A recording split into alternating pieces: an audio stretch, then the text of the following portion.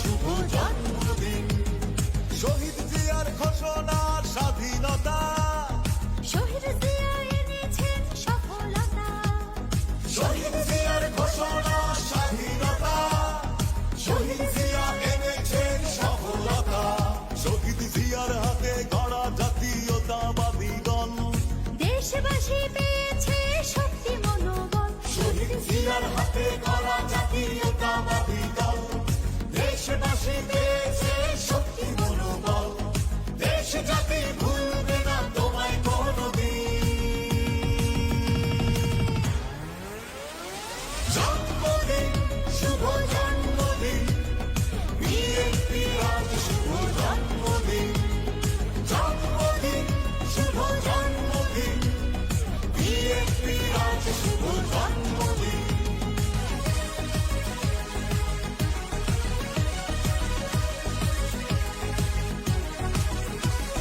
জন্মদিনে তোমার কাছে মাগো শপথ নিলাম, প্রতিহিংসার বিচার হবে তোমায় কথা দিলাম। মুক্ত হবে গণতন্ত্র, মুক্ত হবে দেশ, অন্যায় আর অবিচার এবার হবে শেষ। জন্মদিনে তোমার কাছে মাগো শপথ নিলাম, প্রতিহিংসার বিচার হবে তোমায় কথা দিলাম। মুক্ত হবে গণতন্ত্র, মুক্ত হবে দেশ, অন্যায় আর অবিচার এবার হবে শেষ। প্রতিবাদের আগুন জ্বলে বুকে প্রতিদিন। জন্মদিন শুভ জন্মদিন, বিএনপি আজ শুভ জন্মদিন। জন্মদিন শুভ জন্মদিন, বিএনপি আজ শুভ জন্মদিন।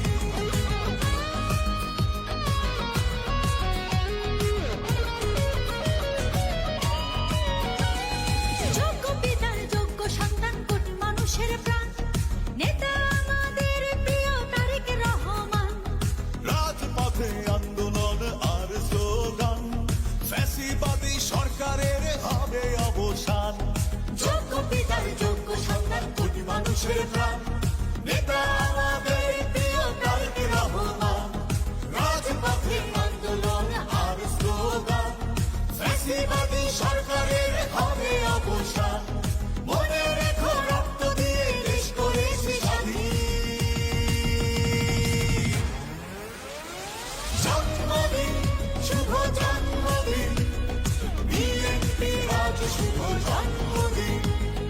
জন্মদিন শুভ জন্মদিন, বিএনপি আজ শুভ জন্মদিন। জন্মদিন শুভ জন্মদিন, বিএনপি আজ শুভ জন্মদিন। জন্মদিন শুভ জন্মদিন, বিএনপি আজ শুভ জন্মদিন। শহীদ জিয়ার ঘোষণা স্বাধীনতা, শহীদ জিয়া এনেছেন সফলতা। শহীদ জিয়ার হাতে গড়া বাংলাদেশ আর এই ধরনের ভবিষ্যৎ পরিকল্পনা বলতে যা বোঝায়, এক পথে বিএনপি একটি দলের মতো পরিষ্কার করে বলেছে যে কি হবে। এই জন্য ফ্যাসিস্টের জন্মগ্রহণ করা সম্ভব না। তার 5 বছর বছর নির্বাচিত পুনর্বার সরকারের নির্বাচন হবে, জনগণের পক্ষে কাজ না করে জনগণের ভোট দিবে না। হয়তো বাধ্য হয়ে জনগণের কাজ করতে 2 তারিখ আর বিদেশে টাকা পাওয়া সব বন্ধ হয়ে যাবে। আমাদের নেতা বলেছেন 2 বারের বেশি রাষ্ট্রীয় ক্ষমতা কি প্রধানমন্ত্রী থাকতে পারবে না, যেদিকে ফ্যাসিস্ট উঠতে না পারবে।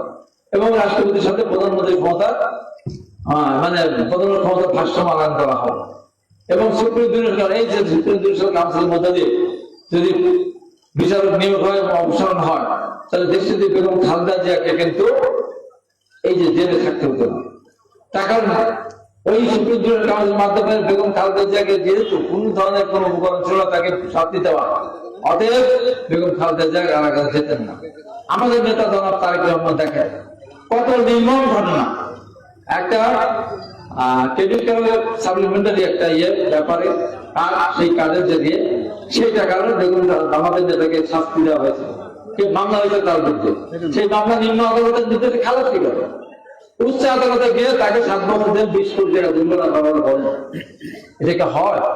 এটা ওই সরকারকে খুশি না করলে সে বিচারে থাকতে পারবে না, বিচারে হতে পারবে না। আমাদের নেতা আমাদের দল একটি দলের মধ্যে দিয়ে পরিষ্কার করেছে সুপ্রিম জুডিশিয়াল কাউন্সিলের মাধ্যমে বিচারের নিয়োগ অংশগ্রহণ করবে। অর্থাৎ বাংলাদেশকে সামনের দিকে এগিয়ে নেওয়ার জন্য যা যা করা দরকার আমাদের 31 দফার মধ্যে সমস্ত পরিকল্পনা আমাদের করা আছে। ইনশাআল্লাহ দেশের মানুষ রাষ্ট্রের ক্ষমতার বিএনপিকে সেই কাজগুলি করবে। আর আমরা কারো বিরুদ্ধে বলতে চাই না, তো কেন বলতে যাবো? আমাদের তো কত কর্ম নাই, কেন ওদের বিরুদ্ধে আমরা কথা বলতে যাবো? সবশেষে যে কথা বলতে চাই, নির্বাচন নিয়ে অনেক তাল বাহানা চলছে। এখন পেয়ার সিস্টেমে নির্বাচন চাচ্ছে, কেউ তার নির্বাচন করতেই দেবে না। অথচ কতদিন আন্দোলন হলো, কত সংগ্রাম হলো, কত কথা হলো, কত পয়েন্ট আলোচনা হলো, পেয়ারে কোনো কথা ছিল না। কারণ পেয়ার সিস্টেমের মাধ্যমে নির্বাচন করা আসলে তাদের উদ্দেশ্য না, উদ্দেশ্য হলো এই যে নির্বাচনটা পিছিয়ে দেওয়া। তাই এখন তো রাষ্ট্রীয় ক্ষমতা ভোগ করছে, তো অনেকখানি রাষ্ট্রীয় ক্ষমতা ভোগ করছে বিশ্ববিদ্যালয় ভাইস চ্যান্সেলর, প্রশাসনের বিভিন্ন জায়গায়। যদি তারা ক্ষমতা ভোগই না করতো তাহলে 8 ঘন্টা মিথ্যা বলা হয়। তারা আমাদের গাড়ি ভাঙলো, অবশ করলো, বা আবার ভাঙলো, বাসকে বাঁধলো, ধরলো, আমাদের মামলাটা সঠিক আছে, তাদের মামলাটা নিত। যদি রাষ্ট্রীয় ক্ষমতা ভোগ না করতো অবশ্যই তাদের বিরুদ্ধে মামলা হতো না, এবং মামলা হলে আবার এই দেবত্বের আগ্রহে দিলে তারা মিটিং করতে পারতো না। তাহলে রাষ্ট্রীয় ক্ষমতা ভোগ করতেছে। নির্বাচনটা হলে তাহলে বোঝে কি অবস্থা হবে। অনেক সময় আসে না, খেলার আগেই পরাজয় বরণ করে। তারা জানে যদি আগের মতো গতানুগতিক পদ্ধতিতে নির্বাচন হয়, রাষ্ট্রীয় ক্ষমতা এবার আসা তো দূরের কথা, 100 বছরেও জামাতে দেশে রাষ্ট্রীয় ক্ষমতা আসতে পারবে না। আজকে তারা ষড়যন্ত্র শুরু করেছে। দেখেন, কালকে সর্বনায় ইসলামিক শাসনতন্ত্রের এক নেতার সাথে টক ছিল। ওই টক ছিল, 6 জন ছিলাম। একটা হুজুর দেখছেন না, তো ওই কথা বললাম, হুজুর বললাম কেন আপনারা বলতেন যদি কমিউনিস্টরা আমাদের দেশ দখল করে নেয় 100 বছর হলেও তারপরে ইসলাম প্রতিষ্ঠা হবে, আর জামাত যদি কোন ক্ষমতা যায় 1000 বছরে সেদের ইসলাম প্রতিষ্ঠা হবে না। বলেছে জামাত ইসলাম হবে না। মৌলানা ভাসানী বলতেন নীল নদের পানি যাবে নীল না, জামাত ইসলাম জামাত ইসলাম, তারাই বলছে, ওই বলছে। এবার আমির হামজা একটা আছে, তিনি বলছেন আমি কেন, বাপদাদা 14 পুরো সম্মিত করে, শেখ হাসিনা দায়ী তুমি সম্মান করে, আওয়ামী লীগ না করলে সেই হোক বেঁচতে যাবে না বলছেন। আমির হামজা বলছে না, আমির হামজা বলছে কি খায়, ওই কর্ম কি, ওকে নিজে টাকা দেয়, বাচ্চাদের টাকা দিয়ে তার মধ্যে হাত দেয়, টাকা না দিয়ে দেখাচ্ছে কি নিজে বলতেছে। এখন চরমার সাথে কি হয়েছে, হাত হয়েছে। কখনো বিদেশ ক্ষমতায় যাওয়ার জন্য একটা ইসলামিক দল, এবং দেখেন এরা কত বড়। আমি জানি না যে আপনাদের এখানে কি অবস্থা। জামাত ইসলামী প্রতিষ্ঠা করেছেন আবুল আল্লাহ মওদুদ সাহেব। উনার 9টা ছেলে, একটা ছিল মাদ্রাসায় কোনদিন পড়েনি, এবং উনি বলেছেন তোমরা জামাত ইসলাম করো না। আমাদের পাবনা নিজামী সাহেবের কোন ছেলেকে মাদ্রাসা পড়েছে? সব পাশ্চাত্য শিক্ষা। আপনার গোলাম আজমের কোন ছেলেকে মাদ্রাসা পড়েছে? জিজ্ঞাসা করুন তো, না। আমার বিয়ায়, খুব কাছের বিয়ায়, জামাত ইসলামের আমির পাবনা জেলা, তার ছেলে মেয়ে আছে, তারা কি মাদ্রাসা পড়েছে? বলেন পড়েছে? না না, দন্তের না পড়েনি। তারা বলে সব ইসলামিক দল, ইসলাম কেন করবে? নিজেদের ছেলে মেয়েদের পাশ্চাত্য শিক্ষা শিক্ষিত করবে, আর দেশের সাধারণ মানুষের আবার ইসলাম কায়েম করবো, ইসলামেতে জামাতে ভোট না দিলে বেঁচতে যাওয়া যাবে না। এই সমস্ত ভণ্ডামি ত্যাগ করতে হবে। তাই আমি বিএনপি নেতাদের বলবো, জনগণের পাশে যান, জনগণের কাছে যান। আমাদের শহীদ রাষ্ট্রপতি জিয়া রহমানের মতো নেতা কি তাদের আছে? ম্যাডাম খালেদা জিয়ার নেতা কি তাদের আছে? আমাদের নেতা তারেক রহমানের মতো নেতা কি তাদের আছে? তাদের রাষ্ট্রীয় ক্ষমতা আরো কিভাবে দেশ পরিচালনা করবে? তাই আমি আমার রাজধানীর নেতা কর্মীদেরকে আমি এটুকু বলতে চাই, অনেকে এখানে বক্তব্য দিতে পারতেন, যেহেতু আমি বক্তব্য দেওয়ার সময় আমাদের আদান হয়েছে, অন্যরা বক্তব্য দিলে আমার নামাজ হতে ফজল আর সময় আসে, সেই জন্য কেউ বক্তব্য দেয়নি, কেউ মনও খারাপ করেনি। তাই আপনাদের সবাইকে আমি বলবো, আগামী দিনে প্রত্যেকটা এই ইউনিয়নে এক একটা করে জনসভা আমরা করবো। আমরা এই 30 দফা জনগণের সামনে তুলে ধরবো, জনগণের পাশে থাকবো, জনগণের থাকবো। এই কথা বলে এই যে নেতারা যারা আছেন, সমাজ নেতাদের কাছে আবারও বলে, তারা কেউ বক্তৃতা করে না, কেউ তার দলকে ভালোবাসে। বক্তৃতা দিলে পরে এখানে একজন নেতা হয়ে গেল, তারা তা মনে করে না। আর প্রত্যেকটা নেতা, বিএনপি, যুবদল, ছাত্র দল, অঙ্গ সংগঠন, তারা দলকে ভালোবাসে, দলের নেতাকে ভালোবাসে। এখানে কে কি বললো তাতে কিছু আসে যায় না। আমার বিরুদ্ধে কত বক্তৃতা দিতে আছে, দিন রাত বক্তৃতা দিতে আছে, আর দাও বাবা আরো বেশি দাও, বেশি করে দাও, যত পারো তত দাও, কোনো সমস্যা নাই। এই দেশের মানুষ জানে আমি কি, নাকি? 2 দিন আগেও তারা আমার নামে বলতে বলতে ভীষণ দিয়ে দিতে মুখে ফেনা বলে যাচ্ছে না, এখন এসে নাকি আমার বিরুদ্ধে বক্তৃতা দেয়, কোনো সমস্যা নাই। নাম তো প্রচার করতেছে নাকি? আমাকে যে সারা পৃথিবীর কাছে পরিচয় করে দিল, বস্তা বস্তা টাকা, আমাকে এখন যারা বলে আমাদের কোন সমস্যা নেই, সেটা 1 বস্তা টাকা পরে দিয়ে দেবো। মেয়েটা বললে বলে কয় করি না, কৃষ্ণ বলো 10 করি 20 করি দিয়ে দেবো, কোনো সমস্যা নেই। আমার দামটা প্রচার করেছে সারা বিশ্বে, আমার কাছে শরীরে টাকা আছে নাকি, কোনো সমস্যা নেই। মহান আল্লাহ পাক একজন আছে, মহান আল্লাহ পাক ক্ষমা করেন, ছেড়ে দেন, চিরদিনের জন্য ছেড়ে দেন না। একজন মুসলমানের বিরুদ্ধে অপপ্রচার করা, বদনাম করা, তার চরিত্র হনন করা, তার বিষয় করা, তাকে অপমানিত করা, তাকে ছোট করা, আল্লাহকে পছন্দ করেন? আল্লাহ পছন্দ করেন।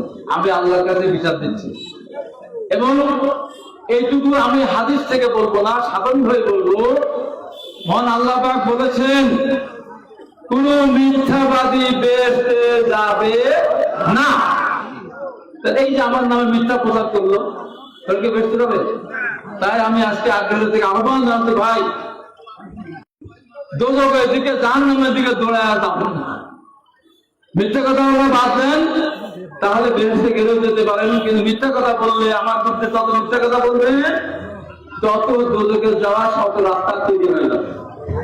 এই কাজটা করেন না, আমাদের মধ্যে বলেন না, আমাদের নেতৃত্বের সম্বন্ধে বিষয়টাকে করেন না। এই দেশের মানুষ যতদিন এই দেশ থাকবে, শহীদ রাষ্ট্রের যে অবদান, দেশের খালেদের যে অবদান, আগামী দিনে কার্যক্রমে হাত দিয়ে এই দেশটা আধুনিক কৃষি নির্ভরশীল, আধুনিক শিল্প নির্ভরশীল এবং একটি প্রকৃত গণতান্ত্রিক রাষ্ট্র হিসেবে পৃথিবীর ইতিহাসে পৃথিবীতে প্রতিষ্ঠিত হবে। এই প্রত্যাশা ব্যক্ত করে এই প্রতিষ্ঠা বার্ষিকীতে সেই রাষ্ট্রপতি জিয়া রহমান আত্মার প্রতি মাগফিরাত কামনা করে আল্লাহ পাকের কাছে রিসিভ করেন। আমাদের শহীদ জিয়া রহমানের সন্তান ম্যাডামের সন্তান তারেক রহমান যেন সুস্থ থাকে, ম্যাডামের সুস্থ থাকে, আরো আল্লাহ মাফ করেন, যার রাজনীতি সম্পূর্ণ ছিল না। এবং তার প্রতি মানুষের জিয়া রহমান, তারেক রহমান এবং দেশের ভারতের প্রতি কত মানুষের যে ভালোবাসা আমরা জেনেছিলাম, আমরা ম্যাক্সিমাম নেতারা জেনেছিলাম। যখন আরো হঠাৎ করে উনি মারা গেলেন, মায়ের এই দুর্দশা দেখে তারপর কোথায় জানাতে হবে, কখন জানাতে হবে, তার হিসাব কিন্তু আমরা টেলিভিশন দেখতেছি জেলখানায় বসে থেকে।